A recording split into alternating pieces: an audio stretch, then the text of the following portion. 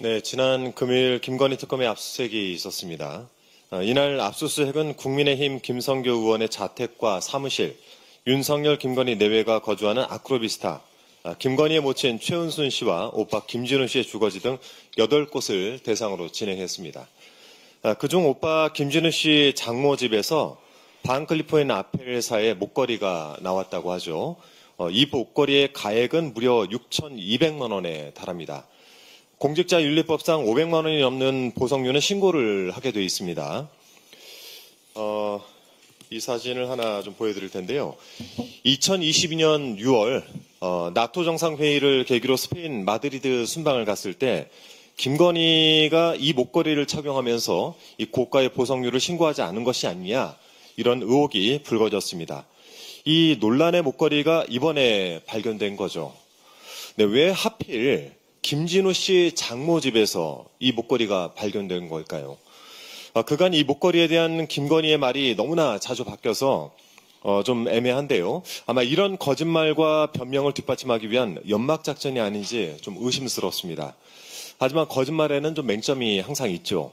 김건희의 과거 주장들을 바탕으로 생각하면 특검팀이 고려해야 할 시나리오는 크게 두 가지인 것 같습니다. 나토 정상회의 순방 당시 착용을 했던 6,200만 원짜리 목걸이, 그리고 1,500만 원 상당의 까르티에 팔찌, 2,600만 원이 넘는 티파니 브로치를 두고 미신고 재산 의혹이 불거지자 김건희는 2022년 8월에 이렇게 해명을 합니다. 장신구 석점 중 2점은 지인에게 빌리고 1점은 소상공인에게 구매를 했다. 즉 지인에게 빌렸다라는 주장, 목걸이는 김진우 씨 장모의 것이다 라고 주장을 하기 위해서 그 집에 가져다 두었을 가능성이 있지 않겠습니까? 그런데 지난 5월 김건희가 서울중앙지검에 제출한 진술서에서는 또 다른 주장을 한 것으로 밝혀졌습니다. 이 진술서에 따르면 지인에게 빌린 장신구가 아니라 해외에서 구입한 모조품이다라는 취지의 내용이 담겨 있었습니다. 이 진술이 사실이라고 한다면 목걸이가 김진우 씨 장모 집에서 나왔다는 것 자체로 증거 인멸 시도를 의심해 봐야 됩니다. 즉, 진품은 꽁꽁 숨겨두고 모조품을 장모 집에 가져다 두어서 특검팀의 수사에 혼선을 빚게 했을 가능성도 고려해 봐야 된다는 것입니다. 김건희와 그 일가에 경고를 합니다만 국민 앞에 더 이상 말장난하지 마시기 바랍니다. 김건희 본인의 삶에 도대체 어디까지가 거짓인가 싶습니다. 이력서에 허위 경력을 기재한 것이 들통나자 돋보이고 싶은 욕심 때문에 그랬다라면서 그것이 죄라면 죄라고 주장을 해 국민적 공분을 사기도 했습니다. 숙명여대 석사학위 논문 표절인 것으로 드러나자 학위가 취소됐고 회원 유지를 멤버 유지로 표기한 논문은 두고두고 인구에 회자되고 있습니다. 윤석열이 구약 성경을 다 외운다라면서 두둔했던 김건희는 신부님이나 목사님이 아닌 천공스승과 건진법사, 미륵보살 명태균, 점집을 운영한 노상원을 곁에 두었고 본인 스스로 도사들과 대화하는 것을 좋아한다라고 말하기도 했습니다. 김건희의 이름과 호칭, 외모, 직업에 등의 세간의 풍문이 파다하지만 굳이 구체적으로 언급은 하지 않겠습니다. 자, 이쯤 되면 상습적으로 거짓말을 하다 스스로 믿어버리게 되는 리플리 증후군도 매우 중증인 것 같습니다. 이 끝없는 거짓말로 국민을 농락한 김건희, 그 민낯을 특검 수사를 통해서 명명백백히 밝혀내야 되겠습니다. 반클리포인 아펠 목걸이를 지인에게 빌렸다라고 해명했던 김건희는 물론이고 그 실무를 맡았던 대통령실 관계자 전원을 수사선상에 올려서 엄정하게 수사하기를 촉구합니다. 이 특검 수사를 방해하려 했던 저희나 또 정황이 발견된다면 업무방해 혐의까지 더해서 무겁게 그 죄를 물어야 되겠습니다. 끝으로 한 가지 더 말씀드리겠습니다. 이준숙 방송통신위원장에 대한 이야기 안 드릴 수가 없는데요. 어제 이준숙 위원장이 SNS에 장문의 글을 올렸습니다. 그 제목이 휴가 유감입니다. 제가 최고위에서 사의 표명하고 좋아하는 휴가 길게 가라라고 발언했던 내용을 정성스럽게 캡처를 해서 함께 올려두었던데 뭐 해보자는 거죠. 이준숙 위원장은 아직까지 자신이 왜 국민적 질타를 받는지 주제 파악이 안 되는 것 같습니다.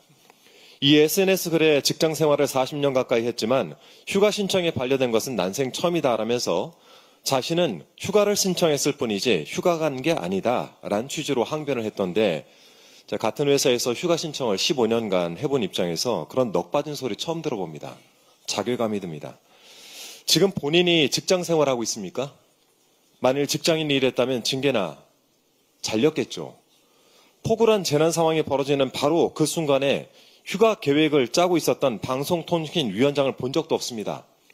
본인이 재난방송 컨트롤 타워라는 것도 깜빡했겠죠. 저는 방송국에서 근무하면서 수많은 재난 현장을 다녔는데 그 기억을 상기해보면 휴가고 뭐고 생각할 틈이 없습니다. 지금 이준석 위원장에게 직무태만에 책임을 물어도 모자랄 판인데 어디서 유감을 운운하고 있습니까? 자신이 이라크 전쟁을 취재했다라고 한다는 그 대의 명분 때문에 바그다드로 진입했다면서 대의를 위해 목숨을 걸었던 전력 있는 사람들만 나에게 돌을 던지라라고 말했죠. 그렇게 따진다면 태국 쓰나미, 인도네시아 대지진, 중국 스촨 지진 등 이 여진 속에서 목숨 걸고 재현장을 취재했던 저는 돌을 던져도 되겠죠. 쉬고 싶으면 쉬어야죠. 그래서 지난 25일 오후 3시 30분 조퇴하겠다라고 한 이진숙 위원장의 휴가 신청은 대통령실이 수리하지 않았습니까? 합당한 휴가 신청은 허가하는 게 당연한 일인데 조퇴한 일은 쏙 빼놓고 굳이 휴가 유감이란 글을 올려서 스스로 긁어 부스럼 만들며 이런 내용으로 정치행위라는 것 지탄받아야 마땅합니다. 아울러 그제 MBC 자회사인 IMBC 주식과 삼성전자 주식 관련 백지 신탁 의무 위반으로 공직자윤리위원회에 회부되었던데 소유한 주식이 직무 관련성이 없다라고 인정받기 전에는 관련 직무를 해서는 안 된다라고 되어 있는데 MBC와 삼성전자 관련 심의 의결을 했더군요. 방통위에 본인 혼자여서 중요한 안건들을 심의 의결하지 못한다라고 내용도 써놨던데 이딴 식으로 일을 하니까 그 중요한 안건 심의 의결을 하지 말라는 것입니다. 공직보다 정치행위에 관심이 많나 본데 좀 스스로 부끄러움을 좀 아십시오. 이제 당신에게 논평하는 시간조차 아깝습니다.